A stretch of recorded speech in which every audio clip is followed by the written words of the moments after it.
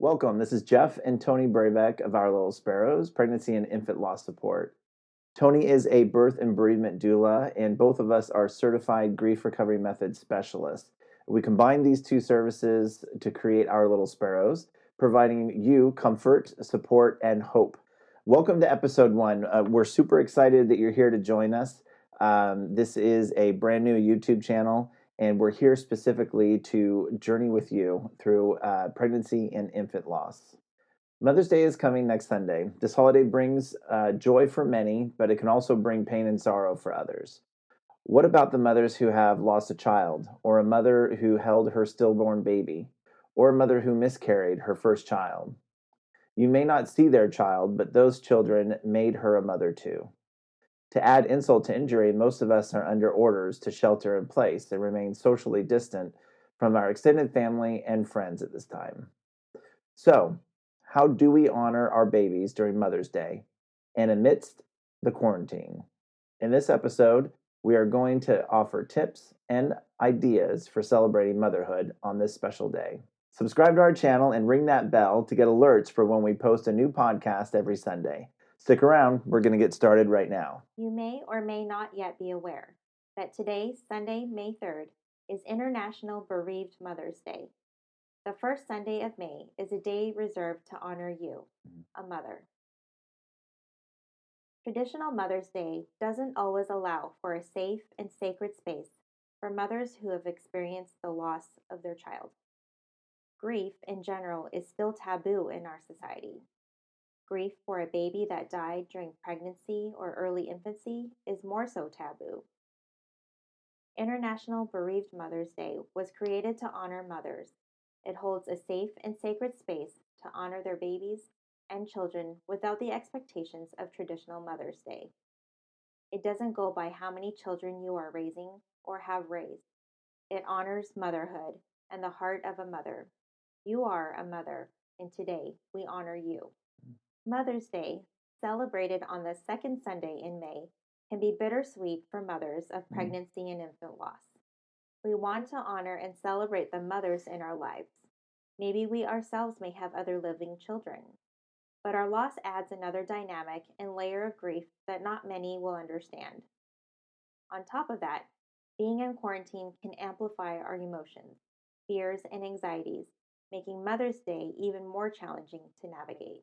I think that's perfect what you just said. I mean, our situation specifically is very similar to that.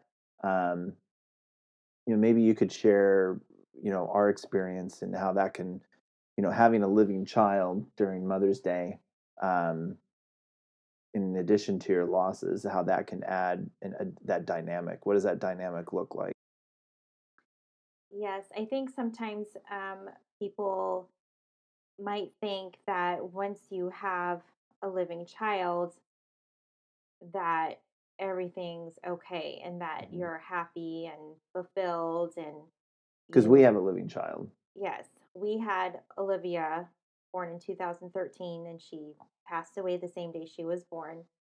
And then we had our son James who was born in 2016. And so I think sometimes people, when they hear that we got pregnant again and we're expecting a new baby, and they're really excited for us. But I also think there was an element of where they thought, kind of like, oh, phew, like finally you get to have your happy, not a happy ending, but like a happy part of your journey. And that now you have a living child, everything's going to be okay. You're going to have your family that you've wanted. Um, it's Yes, we are excited and thrilled to have James and raise him. He's now 4 years old. But I don't think people realize that we still deal with the loss of our daughter, the Right. loss of our miscarriages, that they still affect us. And that even though we don't have them here on earth with us, they're still Apart. a part of us. Yeah. They are our babies. And we carried them, even though some are babies that we lost in miscarriage were early miscarriages, only a few weeks, 7 and 9 weeks. But we were anticipating and hopeful that we would have this baby.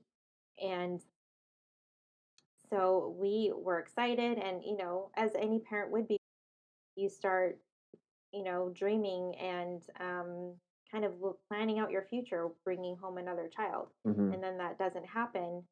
Um, and so you deal with all of that, the grief, the disappointment, the setback. And I think sometimes um, people just assume that because we have James, we're all good to go. Right, like you've gotten past it. Yeah. Yeah. And They're not as harsh to say, oh, they've gotten over it. It's not right. over it, It's, but they figure this is a new chapter. We can mhm, let the old chapter be the yeah, old chapter, and now we'll just move on or move right. forward. And I think overall, sometimes people think that because we have a living child, that, Our focus is all on that. yeah, and it's it's not. I mean, Mm-mm. we have a daughter and we have James and we have two more that we don't know much about Right. because it was so early in the pregnancy that it still affects us. Hmm. And those babies, even though they passed away at 7 and 9 weeks, even a little bit earlier than that, it's just when the miscarriages happened, um, that doesn't affect us. Like Hmm. maybe because it was early in the pregnancy that um, it was easier to get over and move on. But those are misconceptions. And from my experience, those pregnancies were very devastating to know that we lost those babies Yeah. because we've been trying to build our family and our dream, or I don't know if we've, my dream of having like, 2 to 3 kids is not, it's not a reality for us right Right. now. And we don't know if that will be.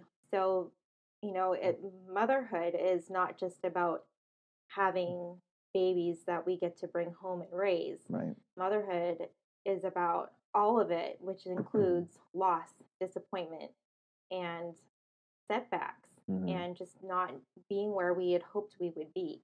Totally at odds with our society. Tell us in the comments below your thoughts, feelings, and emotions about celebrating Mother's Day this year. So, what do you do? Here are some tips to help you through Mother's Day this year. First things first, we encourage you to adhere to your local and state governing officials and their orders and recommendations in regards to the coronavirus. We understand that most states are under a shelter in place mandate at the moment. So, in regards to the self quarantine mandate, let's talk about self isolation. Self isolation during this quarantine is not easy, no matter who you are. With that said, it can be a blessing for some and difficult for others. Isolation may actually help those that don't want to socialize with others. This is okay, as we should give ourselves the space to process alone when needed. On the other hand, isolation is the last place that some may want to be after losing a baby. They need community, their family, their friends. So being in quarantine can feel lonely and challenging to say the least. Secondly, decide with your family how you would like to spend the day. Whatever you choose is okay. We created a list of ideas you can use to honor your baby. These are suggestions of what you can do. Maybe it will inspire you to do something unique and special. We will include the link in the show notes below. Here are just 7 of the ideas on our list. 1. Light a candle in memory of your baby. 2. Plant flower seeds or a special plant and watch it grow in memory of your baby. 3. Go for a walk, hike, or drive and enjoy nature. 4. Do a group video chat with your close family and friends. 5. Write a letter or draw a picture for your baby. Mm. 6. Pay it forward. For example, create cards to be delivered to a senior living residence. 7. Breathe. This day can be hard and it will pass, and so will quarantine. So, as we wrap up, here are some final thoughts. Wherever you are at, decide how you would like the day to look like and create the space you need that honors your heart and your baby. Whatever you end up choosing to do is okay. You may need to communicate this with other members of your family. so they understand how you feel and why it is important to you. Tell us in the comments below how you plan on spending your Mother's Day to honor your motherhood and your baby. And don't forget to subscribe to our channel and ring that bell so you get alerts when we release a new podcast every Sunday. Tony and I are super excited to be on this journey of pregnancy and infant loss with you, our Sparrow family. We look forward to seeing you on the next episode. If you like this episode and you want to see another OLS video podcast, click or tap here. If you're looking for more in-depth information, we have a grief series called The Pregnancy Journey, Grieving from Diagnosis to the Loss of Your Baby and Beyond. You can click or tap here.